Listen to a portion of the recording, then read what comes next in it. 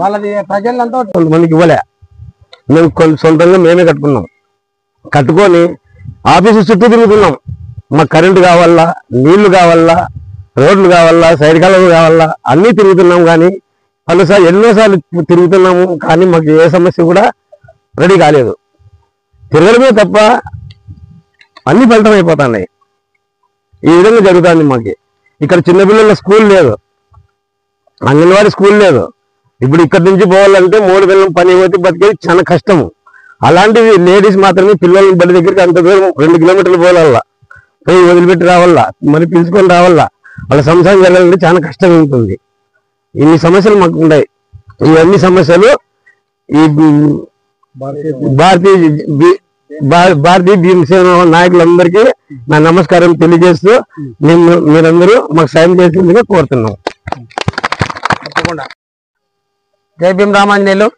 చూశారు కదా మిత్రులారా, ఇక్కడ నార్పల మండలం నందు ఇందిరమ్మ కాలనీ 197 సర్వే నంబరు నందు వేల కుటుంబాలు, వందల కుటుంబాలు ఇల్లు లేక, కూడు లేక, గుడ్డు లేక రకరకాలుగా ఇబ్బంది పడుతున్నటువంటి ఈ నిరుపేద వర్గాలని చూసి కూడా ఈ పాలక వర్గాలకి కనికరం కలగలేదంటే ఎంత కషాయ పాలన అని చెప్పేసి మనకు తెలుస్తుంది.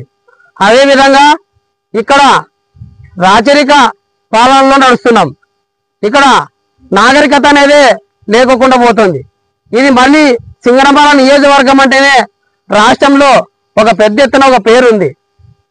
సింగనమల నియోజకవర్గంలో ఎవరైతే శాసనసభ్యులుగా ఎన్నికైతారో వాళ్ళే రాష్ట్ర ప్రభుత్వం పరిపాలిస్తుందని చెప్పేసి ఒక మంచి పేరుంది ఈ నియోజకవర్గానికి. మరి ఇలాంటి నియోజకవర్గంలో ఇలాంటి పేద వర్గాలు, ఎస్సీలు అయితేనేమి, వెనుకబడిన ఓసీలు అయితేనేమి, ఎస్టీలు అయితేనేమి, బీసీలు అయితేనేమి, అన్ని వర్గాల సామాజిక వర్గం నివసిస్తున్నటువంటి ఈ ఇందిరమ్మ కాలనీలో ఎప్పుడో ఇందిరమ్మ అంటే కాంగ్రెస్ హయాంలో ఇంటి స్థలాలు గుర్తిస్తే వైఎస్ఆర్ ప్రభుత్వం అయిపోయిన తర్వాత జగన్మోహన్ రెడ్డి పరిపాలన అయిపోయిన తర్వాత ప్రజెంట్ కూటమి ప్రభుత్వం తరఫున ఉన్నటువంటి చంద్రబాబు నాయుడు గారి కూటమి ప్రభుత్వం కూడా 1 సంవత్సరం హయాం జరుగుతున్నా కూడా ఈ పాలక వర్గాలు ఈ ఎవరైతే అహంకారంగా పరిపాలిస్తున్న ఈ పాలక వర్గాలకి ఈ పేద వర్గాల గొంతు వినపడడం లేదా? ఈ పేద వర్గాల జీవితాలు కనిపించడం లేదా? ఇక్కడ ఉన్నటువంటి వేల కుటుంబాల పిల్లలకి సరైన స్కూలు లేదు, సరైన వైద్యం లేదు, సరైన డ్రైనేజీ కాలువలు లేవు, సరైన రోడ్లు నిర్మాణం లేదు, మరీ ముఖ్యంగా సరైన కరెంటు లేదు.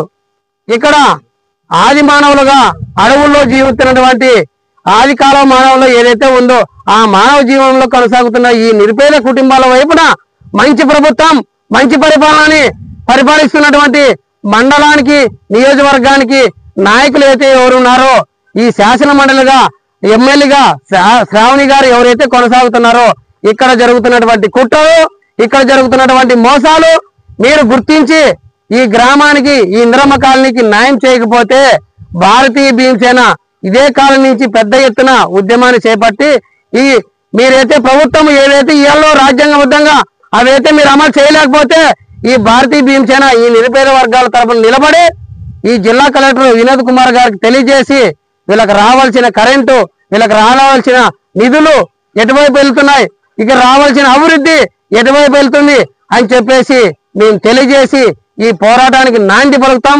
అంతేకాకుండా ఇక్కడ ఫ్లాట్లు దాదాపు 10-15 సంవత్సరాల నుంచి నివసిస్తున్న వాళ్ళని ఇప్పుడు కూటమి ప్రభుత్వం వచ్చిన తర్వాత కొంతమంది బడాబాబులు వచ్చి రాజ్యాంగబద్ధంగా ఉన్నటువంటి ఈ మూగ జీవాలకి ఆ స్థలాలు మావి, ఈ స్థలాలు ఖాళీ చేయండి అని చెప్పేసి బెదిరింపు చర్యలు చేస్తున్నారట. ఖబర్దార్ బిడ్డలారా చెప్తున్నాము, ఈ భారతీయ భీమసేన కమిటీ తరఫున ఏ ఒక్క పేద బిడ్డకి అన్యాయం జరిగితే ఓర్చుకునే ప్రసక్తే లేదు.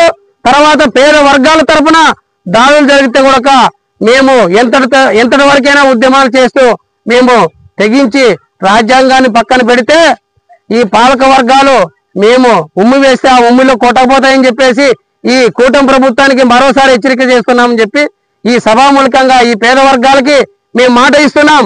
ఇక్కడి నుంచి ఉద్యమాన్ని స్టార్ట్ చేస్తాం. అవసరమైతే ఈ ఇందిరమ్మ కాలనీ నుంచి కలెక్టర్ ఆఫీస్ వరకు పాదయాత్ర కూడా చేసి ఈ పేద వర్గాలకి అండగా నిలబడతామని చెప్పేసి ఇక్కడికి వచ్చినటువంటి జైభీం రామంజనేయులు, రాష్ట్ర అధ్యక్షులు సాకే ఓపేష్ గారు, తర్వాత జిల్లా కమిటీ శంకర్ గారు అన్ని వైపులా నిలబడి ఈ పోరాటాన్ని మన భాగ్యలక్ష్యం ద్వారాగే పోరాటం నిరూపిస్తామని చెప్పి తెలియజేస్తూ జై భీమ్, జై భారత్.